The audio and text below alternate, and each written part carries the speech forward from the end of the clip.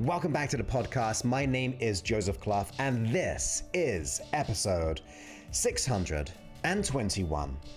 And today we're talking about all things around anxiety and imposter syndrome, which I would say is one of the biggest issues that most people experience on a generalized kind of scale. Most people can have, specific issues like a fear or a phobia or like say blushing or low self-esteem, but on a generalized level, many people in this day and age experience anxiety and imposter syndrome.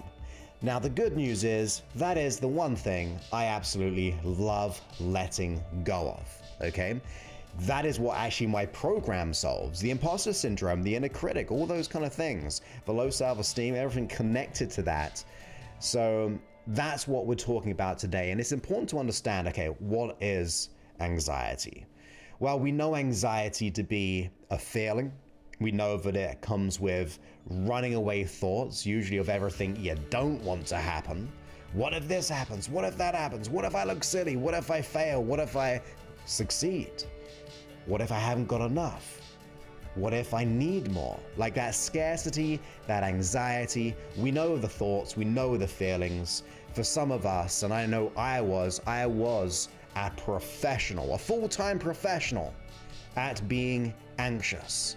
That was my job from a very young age all the way up to I was 18 until I discovered the unconscious mind. I discovered how to let go of it. But then as years go on, we've kind of come up with new terms and new things, and imposter syndrome is one of those, well, although I've been aware of it for many years, but it's become much more prolific in people's consciousness. And imposter syndrome is almost like the fear of being found out. Like, let's just say you're in a job, you're in a career and all those kind of things. You want to be able to excel. You want to be able to feel at peace. You want to be able to do all the things you want to be doing. But then there's a part of you which goes, well, what if I look silly? What if I get found out for not being able to do this job? What if I fail? What if I don't succeed? And that in turn creates anxiety. So it's that inner critic, that inner part of us feeling like an imposter in who we are and what we're doing. So that is what anxiety is. That is what the imposter syndrome is. And what usually happens is this. We go through this looping system. The first one is the heightened state of anxiety and the imposter syndrome. If you really kind of break things down on an energetic level, a feeling level, anxiety is a heightened state. Okay, it's a heightened state. Imposter syndrome is the exact same thing. It's based around fear, it's based around anxiety. So most of the time we feel these feelings of anxiety, we feel these feelings of, or the thoughts of imposter syndrome, and that causes us to go, oh my goodness, I gotta get out of here. Sometimes we can't, and sometimes we've gotta just stay in that situation and then just feel those feelings and just hope they pass. But most of the time, we don't.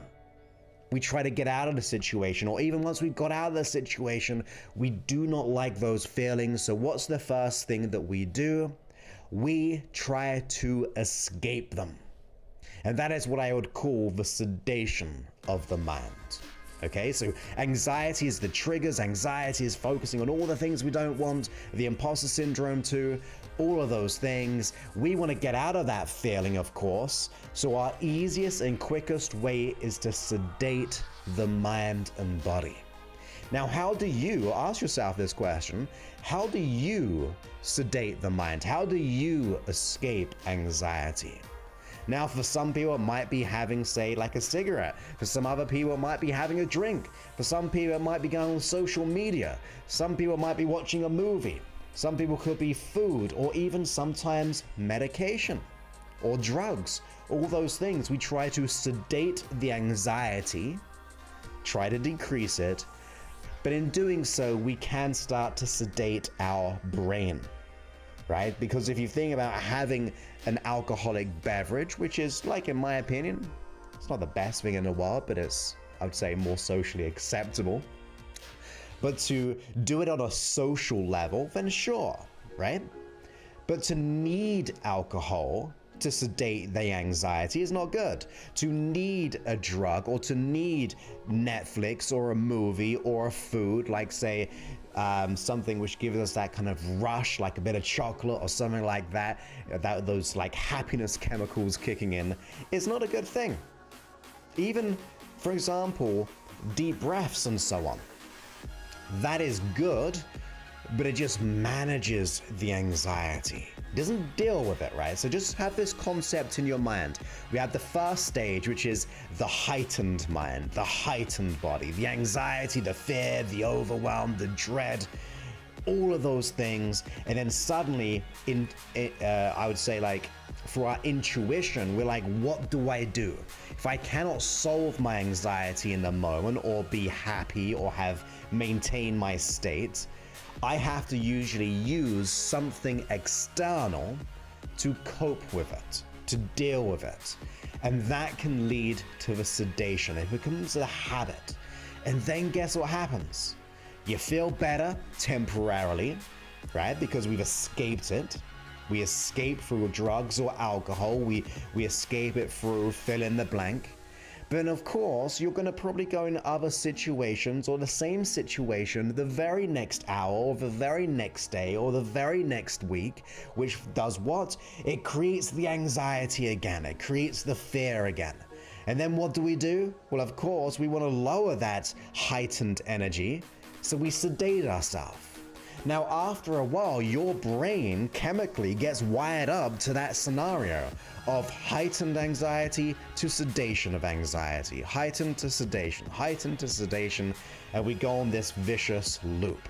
Not very cool, not very good, definitely not good for our spirit, it's not very good for our mind and our body to have that habitual experience, because we always feel out of control.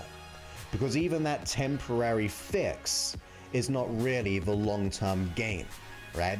It doesn't help us very well at all.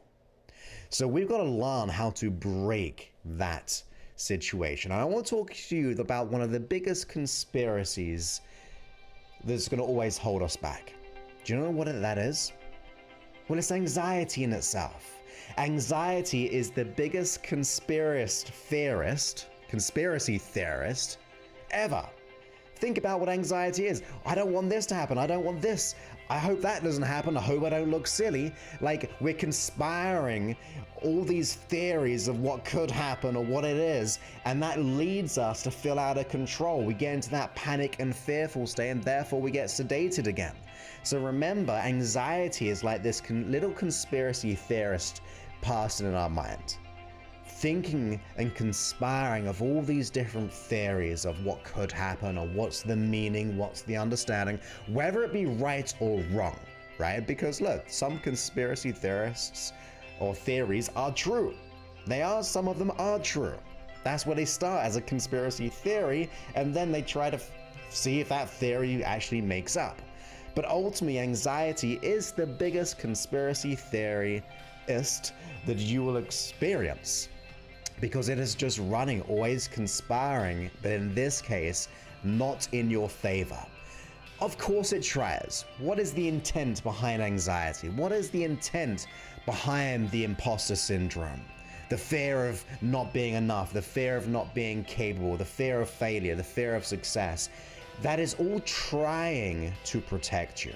So separate the behavior and consider beneath the surface. Why would our unconscious mind do so? Well, it's trying to protect us with the abilities or the resources or the present strategies it has enabled to do so. It is intention to try to protect you. The intention is to try to keep you safe. Does it ever fulfill it? Maybe on a very small level, but not usually fully and completely. It causes us to feel out of control, everything goes haywire, and therefore we have to go through that sedation experience once again. But if we start to think of anxiety, not as this conspiracy theorist, as an analogy, I mean, that's what presently happens. But how can we shift the relationship? Well, anxiety is telling you what to focus on or what could happen. So in other words, although it's trying to protect us, it is ultimately a signal for you to take action on. And I'm not gonna lie, if you're doing it by yourself, it's very, very hard because you're in the moment of anxiety. It's a lot easier to try to figure this out beforehand, but at the same time, we've got to realize that it is a signal. It's a signal from your unconscious mind saying that something is wrong, this could happen, and then it's up to you to consciously decipher what that's all about. But it's very hard to decipher anything in that anxious state. It's very, very hard indeed.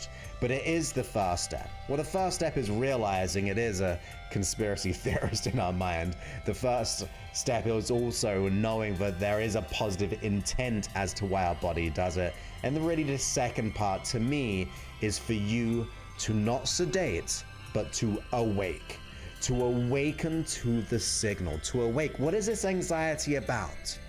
You see, anxiety, and I say this to all the people I choose to work with, anxiety is never the issue. Imposter syndrome is never the issue. Fear is never the issue. It's an issue to you. It's an issue to your body, your being. But it's definitely not the real issue. It is not the cause of the problem. You see, anxiety is a byproduct of a system that has gone wrong. The fear is a byproduct of something else. Imposter syndrome is the byproduct of something else too. Think of anxiety, think of imposter syndrome, think of fear, think of worry, think of doubt, think of even things like depression, all these kind of things. It is a byproduct of something else. Now, what is that something else? Well, it's very hard for me to say, but usually it's about your beliefs, and more specifically, the beliefs about yourself.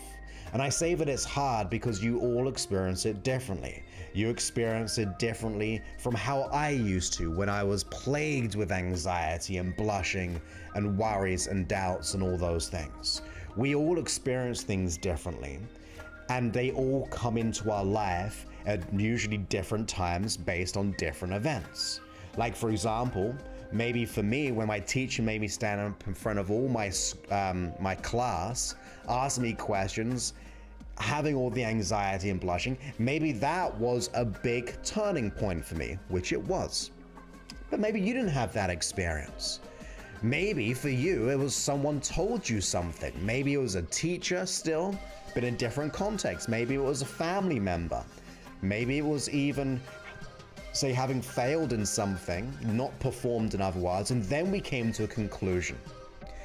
But that, whatever that is for you, the hidden root cause is going to be the thing that you need to discover and you need to resolve. Because that root cause, usually, I'm not going to say all the time because it could be a value conflict as well, which is another subject for another time. But usually it is an identity conflict. It's where we identify with something and it causes us to make us feel a certain way, which then produces the anxiety, which produces all the fear and the symptoms and all those things. That's the real issue. So how do we resolve it, look to it? Well, we've got to meet the issue where it lives. You don't meet the issue in the conscious mind. You don't meet the issue with that teacher. You don't meet that issue in your environment, in other words. You don't even meet it with your behavior. You don't meet it with your capabilities. You don't meet it in all these things, in us or externally, other than the internal understanding of what is that root cause and where does it live? Where do you meet it? Well, to me, it is the unconscious mind. You see, if you could let this issue go fully and completely in the most profound way, wouldn't you just like click your fingers and let it go? You would, right? Consciously, you'd be like, gone. I'm ready to change. Let's let it go.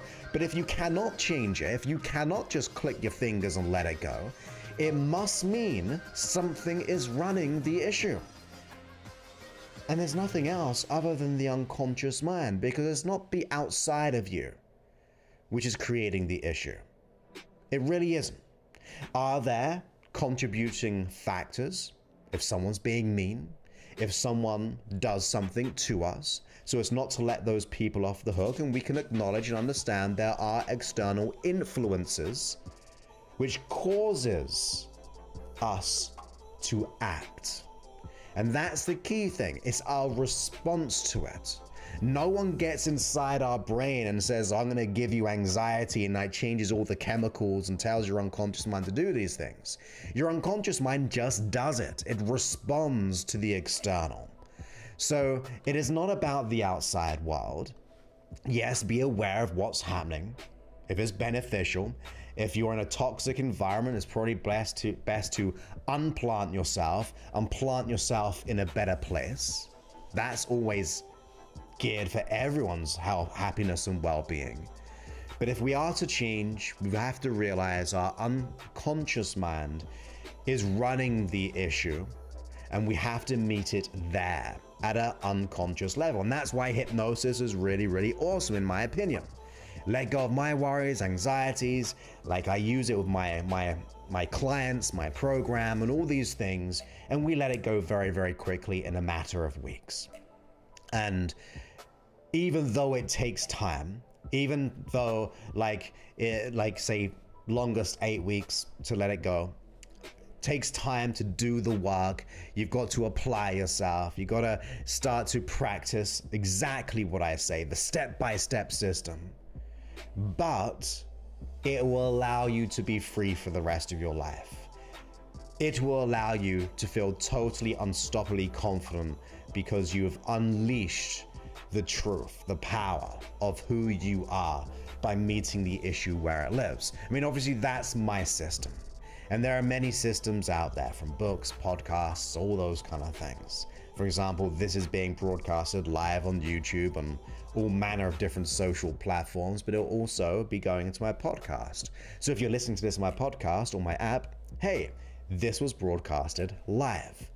But there are these many avenues, but you've got to find and choose the right one that resonates with you. And I really, really have to say, meet the issue where it lives. Understand it is not something outside of you. Anxiety, worry, fears, doubts, imposter syndrome is a symptom of things which are happening to us. Is the symptom that is making us feel like it's real. Most people go, look, no, Joseph, anxiety is the issue. No, it's what you feel the most. It's what you experience the most.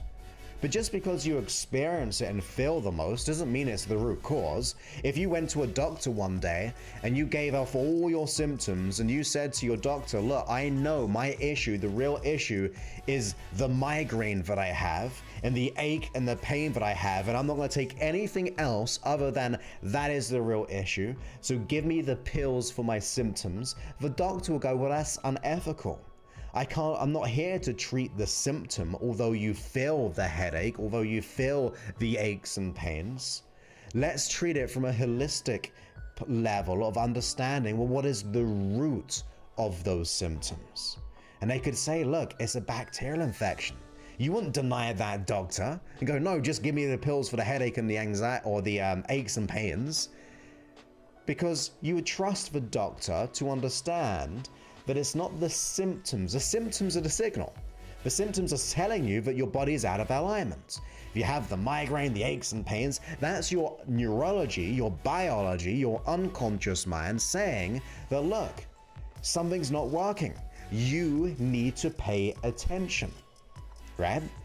And once you pay attention to those physical symptoms, you would go to the doctor and they would help you diagnose the root of them. So really see anxiety, fears, worries, and doubts, and the imposter syndrome, not the real issue. Does it feel real? Absolutely. Do you feel it the most? Yes. Is it a big issue and a conflict? Absolutely. But it's not the root of it. You wouldn't just say you had some weeds in your garden, you went to each weed and you just plucked out the little leaf of the weed and go, that's it, I'm done. That weed's not coming back anymore. And of course not. You'd find the root of the weed, and we must do the exact same thing with the brain. We must find the root of the issue. And the reason why I say that for you, although if you are speaking to me in person, I could probably find the root cause of it within 5 to 20 minutes without a doubt. Like, that's one thing, it's a bit of a superpower of mine over the years, is just knowing what the root cause of an issue is. But the whole idea of this is to try to change your focus. Be conscious of what you feel the most, but don't just try to work on those things. Say, for example, anxiety doesn't allow you to sleep. Anxiety, you wake up with anxiety in the morning. All those things. If you only worked on anxiety, so I'm not saying you shouldn't work on the symptoms fully, but if you only worked on the anxiety, your brain will find another way to communicate that there's something not right. It'll give you another ailment of the mind, of the thoughts, of the feelings, a feeling in the body. Because that's what anxiety really is a feeling of the body, it's a thought process. So your unconscious mind, if you're not listening to one and you just try to go, I'm going to ignore that one, it's either going to shout louder in the symptom or it's going to give you other symptoms. And I know that to be true, and you may even consider this. This is why anxiety usually gets worse for most people over time. And in other words, it could happen that you feel more anxiety or it shows up in other areas of your life. Maybe predominantly it was in the career at first, and then secondly, it shows up in your relationship. Thirdly, it shows up in your health. All those kind of things. So realize once you're not paying attention to the symptoms, the unconscious mind will give you more feelings. It'll give you more symptoms to consider. But once you wake up and break that chain, remember, anxiety heightened state, we try to sedate it. Sedation is a form of ignoring. And I don't want you to ignore what is happening in the mind and body. We know that anxiety, fear, imposter syndrome is absolutely even not good for your health. We know that, right? Like, that is stress. And we know what stress does. Anxiety thoughts are stressful thoughts. Anxiety thoughts and feelings are stress on the physical well-being of you. And we know what breaks the chain of good health is stress. So if we ignore the stress, we don't want that body of ours, which is, we only get one of those, by the way. We know that. We only get one. We don't want to ignore it so it produces more things within us. Not to say that it will, but we know that it could, because that's how the body works, because it's a signal. We must wake up from the heightened state to the sedation state by acknowledging that our unconscious mind is trying to communicate. One, is trying to protect you. Number two, there is a hidden root cause. And you've got to put your attention, your thoughts, your awareness, your time in figuring out what that is, and then coming up with a plan to stop it, and I would say actually evolve it to who you want to become. All of those things. Find the right strategy that once you implement will systematically let go of the root cause, and therefore the symptoms, they fall away. Now, having done this for 20 years, what's even more amazing, if you can imagine you got that root cause and it's kind of connected to all those symptoms, once you just let go of the roots, those symptoms not only disappear, but now they start to get connected to resources. And resources can be things like confidence, competence, assertiveness even, drive, power, safety, strength, wholeness, peace, contentment, all of the good things. In other words, that's when you know you're doing something right. once you not only let go of the root, but and also the symptoms, but on the same level, you actually acquire the most profound level of self-thoughts, feelings, beliefs, identities, values that just support you and move you forward. Like, imagine going to every situation, not with just zero anxiety, but going to situations with absolutely unstoppable confidence, with absolute self-certainty. That's on the other side of the door of having let go of your issue. That will be the flip side of the equation once you've solved the root cause. Now, of course, how do we find that? It's very, very tricky at times, as I said, because everyone is so unique and subjective.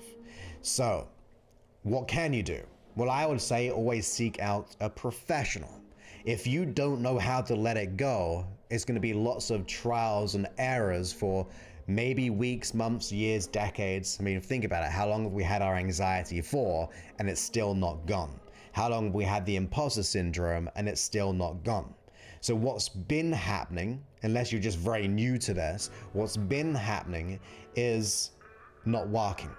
So the best thing to do is to find someone who you really resonate with, who you feel like has the inside knowledge to be able to let it go, to meet the issue where it lives.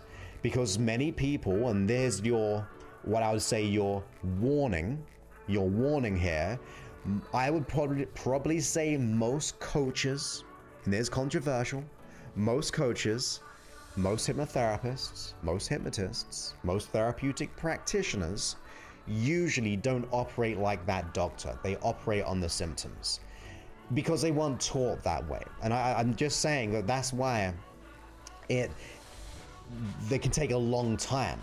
It's just how it is. We want to make sure we find the root cause.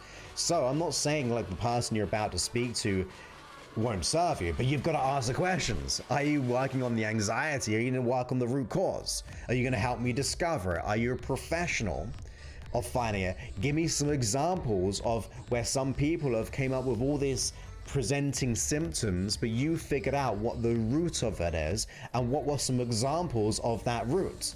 Now, if they don't have a couple examples or even 10 or 20, I could list off like 100 to 200 right away.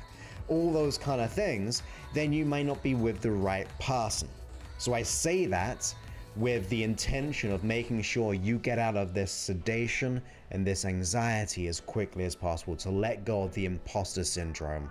Because when you do, you feel so liberated, like breaking the chains of the old ways, breaking the chains even which have been holding you back.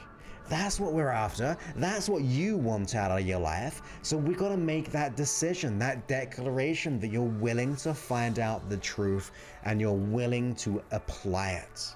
Because even if it takes time and hard work to apply and do the work, even if it just takes a few weeks to 8 weeks, or even say for someone else, say another professional, not me in other words, maybe it takes a year, still worth it in my opinion, still worth it.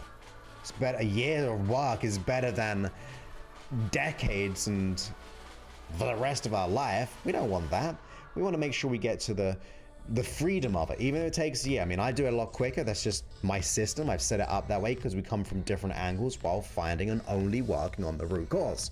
But I just want you to know that it's okay. There are people out there who can serve you as well. There's not all about my system and things like that. There's just you understanding this. Let's break it down. Number one, that we go through this loop of sedation or anxiety sedation and it just keeps on happening. Number two, we usually just focus on symptoms, and symptoms are not the issue, and that's why they come back, right? That's why they either stay the same or they come back.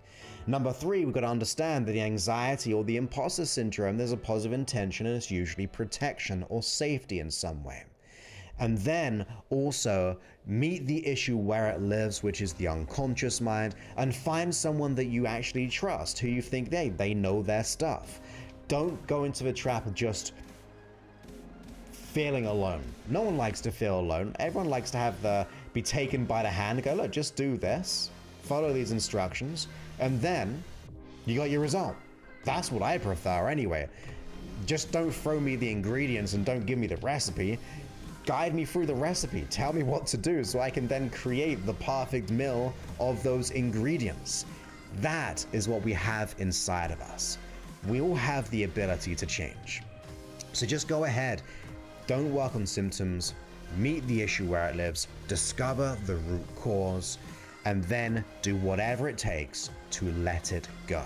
Now, if you need some personal help with that, you can go to josephclough.info/talk. That is where we'll be able to figure out what's really happening. We're here to support you with that. We figure out what you're experiencing. We'll get total clarity on what you want to let go of, what you exactly want to achieve, get clear on the unconscious root cause, what is stopping you, and then come up with a plan to make it a reality. So go to josephclough.info/talk. It is an application, right? You are applying to work with us ultimately. You're applying to enroll yourself in getting that freedom. So it is application based only. And you've got to be a right kind of person. And I don't mean that in a disrespectful way, but I just love working with people who I like working with, right? I want to make sure they're highly committed, that they're a professional, that they are decisive, that are willing to follow instructions and do what has to be done, that they are in a good place to be able to go from where they are to where they want to be. That's what I want. So that's josephclough.info/talk, and you can apply to speak with us and we can see if you'll be a good fit to resolve it. The other thing which will be closing out, I think in the very, very near future even, is a virtual weekend seminar, the Unlimited Confidence Virtual Seminar, and that is at josephclough.info/event, EVENT, josephclough.info/event. I'm taking things from some of my previous. I'm trying to speak. It is a Friday when I'm recording this live.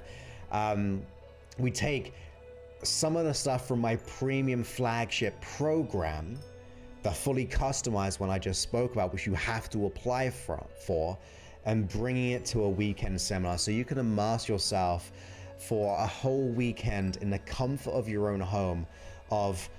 Imagine if you just only put 2 whole days, you prioritize your happiness, your future self for 2 whole days, and it totally transformed you. Even if it just decreased your anxiety by 50% and doubled your confidence for the rest of your life, just 2 whole days, I bet that'll be of value to you. If it's not of value to you, then absolutely you wouldn't be the best fit for the weekend, because we wanted you to see value in letting go of, even if it were, maybe more than that, even if it were decreasing your anxiety by 50% and doubling your confidence to be the person you want to be. So that is josephclough.info/event. And it's, at the moment, I think the early bird is just $97 for a whole weekend. You don't have to fly anywhere. You don't have to pack anywhere, unless you want to fly away somewhere or pack somewhere so you can have a bit of isolation time so you can work on yourself, but you don't have to. Comfort of your own home or choice of venue. You might even want to bring some friends with us so you're working together as a group, not only with us as a group, but also with your close network. I always like that, to partner up with someone, because that gives you that level of what's the word I'm looking for? Accountability, right? There's a bit of belonging there. So that's what I would do as well. And once again, that is josephclough.info/event. And I just wanted to say it's been a pleasure speaking with you today. And always know, whatever you think you are always more. And your future, your happiness is waiting for you, right? So seize the opportunity, do what has to be done. And with that, I look forward to speaking to you soon. Many thanks and goodbye.